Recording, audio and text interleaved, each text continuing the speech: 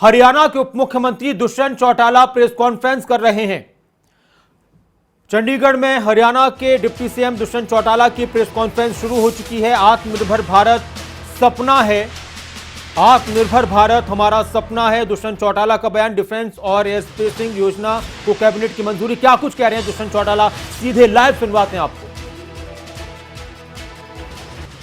लाने का काम करें। पिछले कैबिनेट के अंदर हमारी 2022-23 की एक्साइज पॉलिसी भी आई है और आप सब ने उसको देखा भी, समझा भी कि हमने पिछले 2 वर्ष में क्या क्या ऐतिहासिक कदम उठाए जिससे हम लीकेज बोल सकते हैं जो होती थी उसको रोक पाए और हमारा रेवेन्यू बढ़ा। आज के दिन जो लास्ट ईयर हम लगभग 6400 करोड़ पे थे उसको हमने इस साल 7938 करोड़ पे पहुंचाने का काम किया, जो कि अपने आप में एक रिकॉर्ड है। और इस साल का हमने टारगेट लिया है कि हम उसको भी बढ़ाकर 9200 करोड़ तक ले जाने का काम करेंगे। इसके अंदर क्योंकि दिल्ली की पॉलिसी पिछले दिन आई थी और उनने रेट्स में बहुत स्लैशिंग करी थी, हमें ज़रूर ड्यूटीज़ कम करनी पड़ी, रेट्स कम करने पड़े, मगर प्रदेश के अंदर हमने 100 वेंड्स कम करने का भी निर्णय लिया। जिन गांव के हमारे पास पिछले साल प्रस्ताव आए थे जब सरपंच मौजूद थे या जिन गांव ने ग्राम सभा करके आज हमें भेजा है, उन गांव के अंदर भी हम वेंड्स को बंद रखने का काम करेंगे और उसके साथ साथ नई टेक्नोलॉजी का उपयोग करेंगे। लास्ट ईयर जैसे पॉलिसी का एक पार्ट था जो बड़ा इम्पोर्टेंट था कि हम डिस्टिलरीज़ के अंदर सीसीटीवी कैमरा लगाएंगे। मैं आपको शेयर कर सकता हूं कि हमारी तमाम डिस्टिलरीज़, तमाम बॉटलिंग प्लांट्स, तमाम जो वेयर हाउसेज हैं L1 और L13 उनके अंदर सीसीटीवी कैमराज आज इंस्टॉल्ड हैं। 24 आवर मॉनिटरिंग हेड ऑफिस तक हम कर सकते हैं।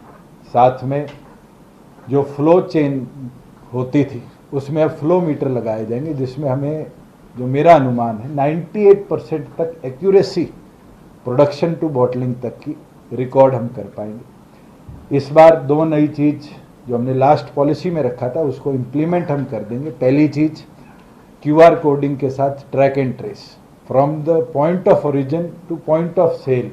हमारे पास एक एक चीज़ मॉनिटरिंग में रहेगी।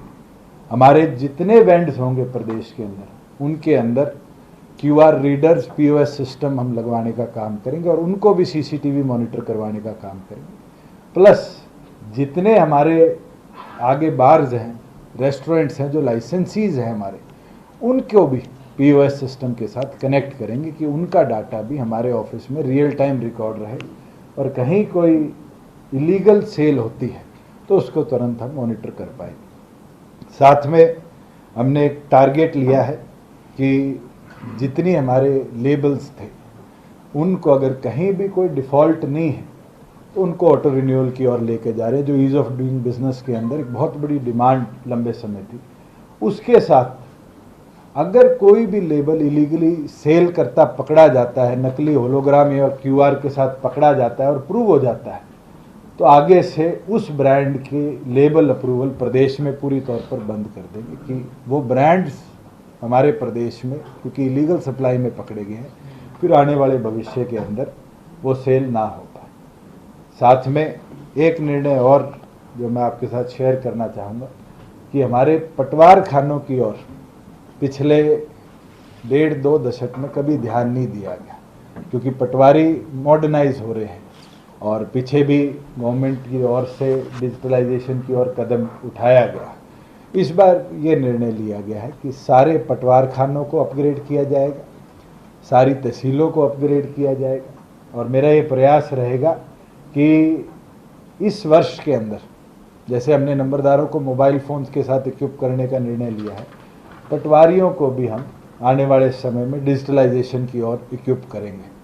पहला कदम उसमें ऑलरेडी उठाया गया है और इस फसल जो अगली आएगी उसमें हम इम्प्लीमेंट कर देंगे कि अगर फसल खराबा होता है तो फसल खराबे के अंदर किसान को भी रिपोर्टिंग की पावर मिलेगी और वो डिजिटली मिलेगी कि वो अपने मोबाइल से GPS कोऑर्डिनेट्स को कोऑर्डिनेट करता हुआ अपनी फसल खराबे की रिपोर्ट को अपलोड कर दे और अपलोड करने के उपरांत पटवारी को भी हम डिजिटली अपग्रेड करेंगे, चाहे टैब्स के या मोबाइल सॉफ्टवेयर के माध्यम से, कि वो भी उस फील्ड में जाकर उसको रीवेरीफाई करेगा। जो पहले कंप्लेंट आती थी कि भी पटवारी विजिट नहीं करते, वो कंप्लेंट्स फिर ऑटोमेटिक मोड पे आकर ख़त्म हो जाएंगी। दूसरी चीज़ है कि जो अब रिकॉर्ड है, पिछले दिनों हमने आपके साथ साझा किया था कि लैंड रिकॉर्ड हमने सारा डिजिटलाइज कर दिया है। हमारा प्रयास रहेगा कि पंचायत रिकॉर्ड और पटवार रिकॉर्ड उसको भी अब हम डिजिटल फॉर्म में ले जाने का काम करें।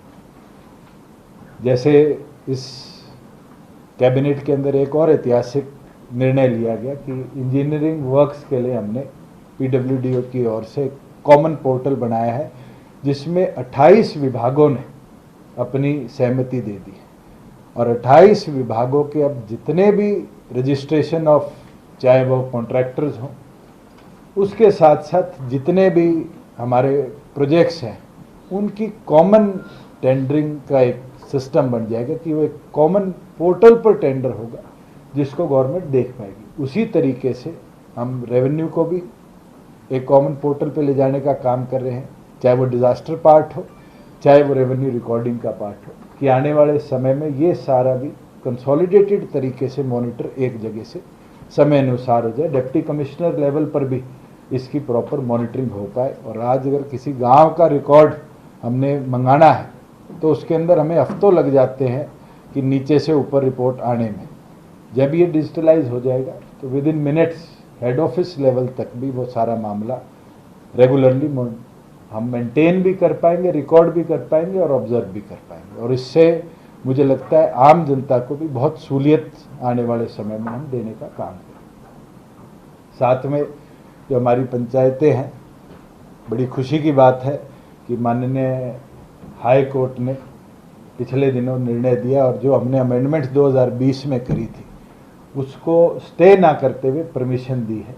अब क्योंकि कई जगह ड्रॉ ऑफ लॉट्स पेंडिंग थे, जैसे ही वो आ जाते हैं, जैसे म्यूनसिपल कमेटी और काउंसिल्स के चुनाव के लिए सरकार ने सिफारिश कर रखी, पंचायत चुनाव की सिफारिश को भी हम स्टेट इलेक्शन कमीशन के माध्यम से आगे बढ़ाने का काम करेंगे कि अगले महीनों के अंदर प्रदेश में म्यूनसिपल कमेटी, काउंसिल और जिला परिषद, ब्लॉक समिति और पंचायतों के चुनाव प्रॉपरली हम कंडक्ट करवा पाए। हमारी ओर से जो डिप्टी कमिश्नर्स ने बीसी के, महिला के कई जगह जो पेंडिंग थे या कई जगह अपील्स में केसेस थे, उनको डिस्पोज करने की ऑलरेडी आदेश दे दी कि जैसे उनकी रिपोर्ट आ जाएगी उसके साथ साथ ही उस सिफारिश को भी सरकार भेजने का काम करेगी। अब कोई आपके सवाल? ये जो आपने जो लीकर के जो